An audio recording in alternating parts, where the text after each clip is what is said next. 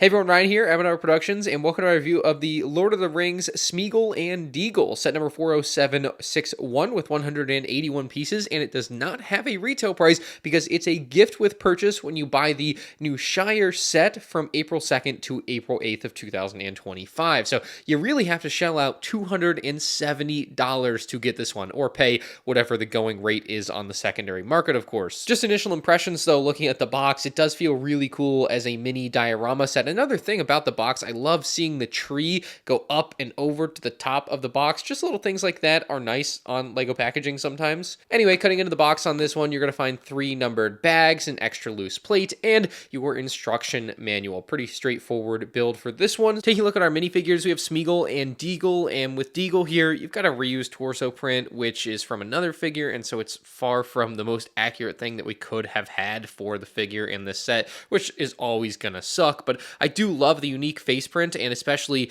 the breath holding face print that you have. I think that one looks particularly cool, especially for when we're going to have him in the underwater area of the build. So it does work out nice. It's just not the most accurate thing, which is a bummer. Oh yeah, dual molded legs. That's definitely nice. Dual molded legs in a promo nonetheless. So that's definitely cool. And then we have Sméagol here, who also looks pretty good, but again, you're looking at a reused torso from another set, which just isn't as accurate as it should be to this particular scene. But again, we've got a couple of nice, I believe, unique face prints for Sméagol here, which look very cool. So I'm at least happy with that. And again, dual molded legs, which look great on these hobbits. So can't complain about the legs, certainly. And then finally, he's holding the ring. That golden ring there just looks great. They've mostly done away with chrome Lego parts over the past couple of decades, but the ring here has remained chrome, which I think is absolutely necessary and looks amazing. I think the build here is really quite brilliant. It basically combines 3 separate little scenes into one here. So you've got the boat traveling down the river, you've got the shoreline with the tree where they're going to fight, and then you've got underneath the water where Déagol gets pulled under and finds the ring. Along with all that, it's built with a black border, so it has kind of a diorama feel. It's much smaller than a lot of the Lego Star Wars dioramas are,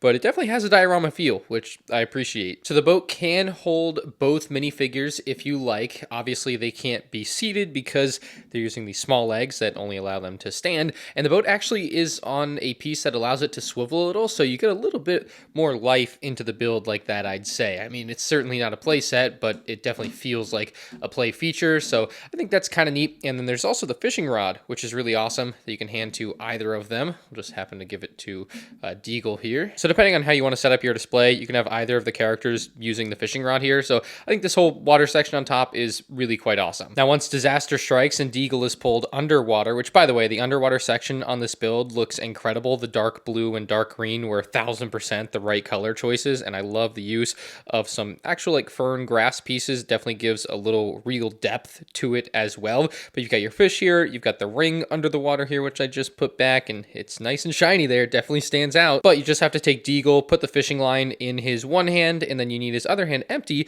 to attach to that piece there. Now, I don't think it should be too difficult to get him on there, and it is not. He just clips right on. So now he's in the water, and then you have to run the fishing line to the mouth of the fish, like he ate the bait there, and you can angle him up, and yeah, there you go. He's right underwater. Like, it's really cool. It actually looks like he's swimming in water. It's a pretty wild effect that they were able to create with this set, except this pops out from time to time.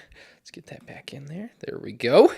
Don't want to lose your fish there, but yeah, he's got his second face on there where he's holding his breath. You got the ring right in front of him for him to grab and bring back to the surface. So that whole underwater section of the scene is really well represented. Nothing crazy going on if you look at it from the back, but yeah, I love this. I think it's just a really cool representation and way to do it. It reminds me of like a mock I would see at a convention. It's an odd way to describe it, but it just seems like creative in that way. If there was anything to be dissatisfied with this set about, other than the torsos being reuses, it would be just how small the shoreline is, because there's not a ton of space for Sméagol and Déagol to duke it out over the ring there. So I do wish there was a little bit more shoreline space, but I still feel like it's just enough to at least have both characters. So you got Sméagol behind him looking like he's ready to pounce for his precious Flip him around there, put the ring in his face, whatever. Oh, down he goes. I guess case in point about there not being enough shoreline space there, because the minifigs have a tough time not running into one another. I just realized this Lego set actually takes it to another level. So